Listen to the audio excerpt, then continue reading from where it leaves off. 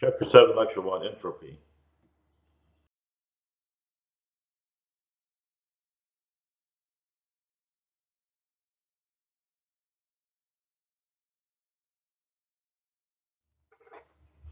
So before we proceed into the chapter, it's important to understand the difference between what's known as an irreversible and a reversible process. We talked about this last time when we talked in the last chapter when we talked about the Carnot cycle. But in this particular chapter, it's going to be important to remember that a process is called irreversible if the system and its parts and its surroundings cannot be exactly restored to their respective initial states after the process has occurred. A process is called reversible if both the system and the surroundings can be returned to their initial states. So back in chapter 6, when we talked about the Carnot cycle, we was able to show, or at least Carnot was able to show, that heat must always be wasted for a heat engine to produce work. But Carnot wasn't able to quantify how much heat had to be wasted. In 1850, German physicist Rudolf Clausius confirmed the following theories: that energy is conserved, which is the first law, and that heat naturally flows from hot to cold. Clausius then went on to observe that for a reversible heat engine, the ratio of the heat input to the rejected heat was equal to the ratio of the absolute temperatures of the hot and cold reservoirs, which can be seen here as the following equation. Rearranging this, Clausius wrote this as follows. He put all the high temperature stuff on one side, so you have QH over TH equals Q low over T low. Again, this is for a fully reversible heat engine. Clausius then examined what's known as irreversible processes and found that the equality did not hold, but found that instead you had this inequality. QH over TH minus QL over TL is less than or equal to 0. The equality holds when it's reversible, and the less than holds when it's irreversible. Clausius went further. He stated that for any sequence of processes with discrete heat transfer terms, that this could form this sum. And this is important for us for a lot of reasons, because one of our cases we'll deal with is a different cycle, like the Rankine cycle, the steam cycle, where you have a turbine, a condenser, a generator. And so each of those processes are going to have its own value for this. So, we have more than one process. So we'll have to add up all these terms. And what we can show that for the sequence of processes, that this inequality is what we have to deal with. So we can write this sum as an integral for a cycle as follows. So here we have the relationship. Remember, the circle through the integral means it's a closed process. It's a closed process. So this would be a cycle for us, like the Rankine cycle that we're going to look at later. So the equal sign holds for totally reversible processes, and the inequality, the less than side, holds for irreversible processes. So Clausius realized in 1865 that he had discovered a new thermodynamic property, and he chose to name this property entropy, and is designated by the symbol S, and is defined as follows in the following equation. And notice it's unique, it's kilojoules per unit Kelvin. So all of our temperatures are going to have to be expressed in Kelvin. It's important to remember that as we start the problems. So the entropy change of a system during a process can be determined by integrating the expression above between the initial and final states. So we can define delta S, or the change in entropy. S2 minus S1 is this integral from 1 to 2 of delta Q over T. So let's look about a special case. We have isothermal process. So recall in an isothermal process, they are internally reversible.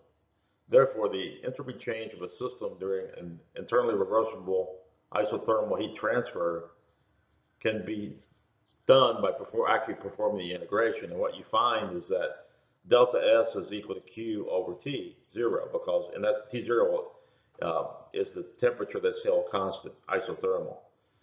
So this equation is particularly useful for determining entropy changes of thermal energy reservoirs, as we can show in the next example. So example 1, here we have a piston cylinder device that contains a liquid vapor mixture of water at 300 Kelvin. During a constant pressure process, 750 kilojoules of heat is transferred to the water. As a result, part of the liquid in this cylinder vaporizes. Determine the entropy change of the water during this process. So this system undergoes an internally reversible isothermal process. Thus, its entropy change can be determined directly from the previous equation, Q over T. So we can put the 750 kilojoules over the 300 Kelvin and solve for the entropy. It's 2.5 kilojoules per Kelvin.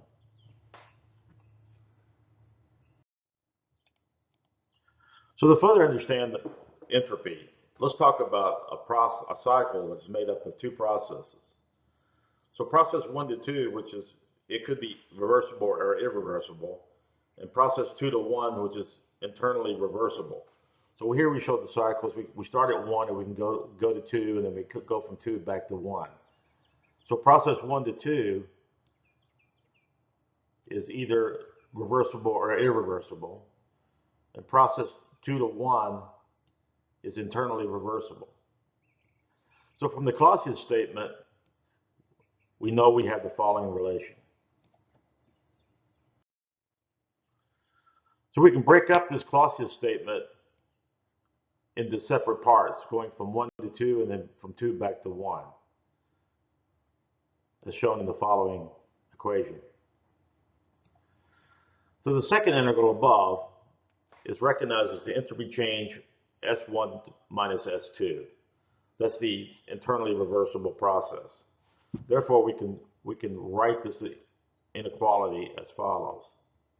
And we can rearrange and solve for the difference S2 minus S1.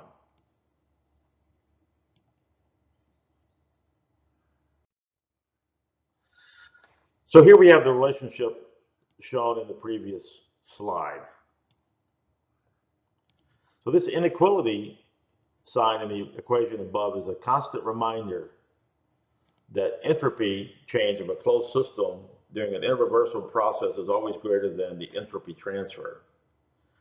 That is, some entropy is generated or created during an irreversible process, and this generation is due entirely to the process of the irreversibilities.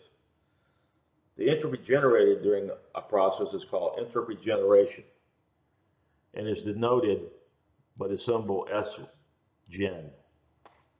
And so the above equations, we can write this as the change in entropy of the system is equal to the difference in entropy, and we can break this into two parts. One part deals with the irreversibilities, and the other process deals with the Sgen, the irreversibilities. So note in this that the entropy generation, Sgen, is always positive quantity or zero. Its value depends on the process and thus is not a property of the system. Some entropy is generated or created during an irreversible process, and this generation is due entirely to the presence of irreversibilities.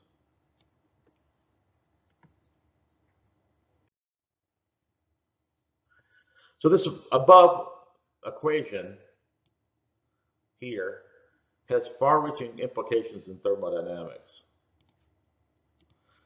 For an isolated system, or simply an adiabatic closed system, the heat transfer is zero, and therefore it reduces to the following relationship. Change in S of an isolated system is greater than or equal to zero. This equation can be expressed as the entropy of an isolated system during a process always increases, or in the limiting case of a reversible process remains constant.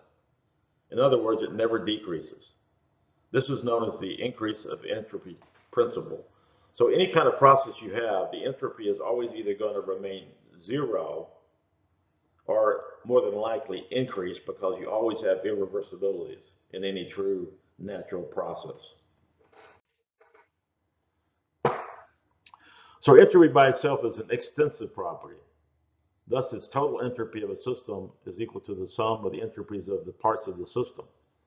So in other words, we have a cycle, we have to consider each of the different components of the cycle. In other words, we have to consider the turbine, we have to consider the condenser, we have to consider the steam generator, any pumps that goes through, etc.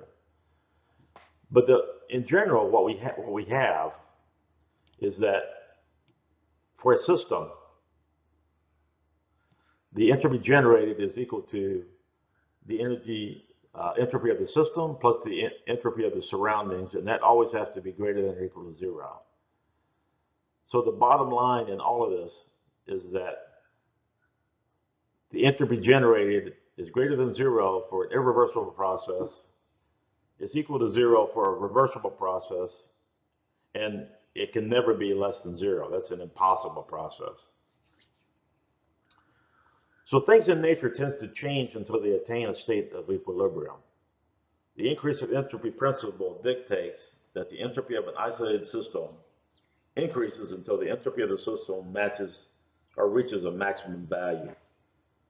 At that point, the system is said to have reached an equilibrium state, since the increase in entropy principle prohibits the system from undergoing any change of state that results in a decrease in entropy. So that's important for us. Well, so for any system we're going to examine, the entropy increases if you conclude the generated entropy increases if you conclude the system and the surroundings. So some final remarks about entropy, and these are kind of closes it up. And I know this is kind of a very theoretical lecture, but I wanted to get this part of the chapter out of the way, so then we can concentrate on working some problems, and I can show you how this works. But these are the important parts to remember. 1, processes can occur in a certain direction only, not in any direction.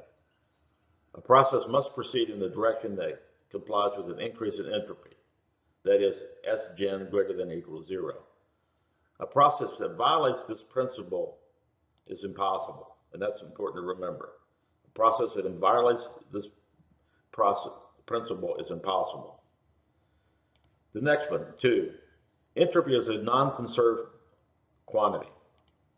There is no such thing as the conservation of entropy principle, and that's important to remember. Entropy is conserved during the idealized reversible processes only and decreases during all actual processes, because all actual processes have irreversibilities. The performance of an entering system is degraded by the presence of irreversibilities, and entropy generation is a measure of the magnitudes of the irreversibilities during that process. It's also used to establish a criteria for the performance of engineering devices, as we'll see later in the chapter.